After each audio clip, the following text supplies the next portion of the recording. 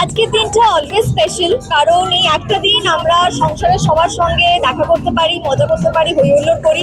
তো ডেফিনেটলি আমরা ওয়েট করে থাকি। আর আজকে এই বছরের থিম হচ্ছে হোলি, তো আর নেক্সট উইকেই হোলি। তো আমার মনে হয় আজকে থেকে আমরা শুরু করে দিলাম হোলিটা। হোলি আজ থেকে শুরু হলো লং টার্ম একটা।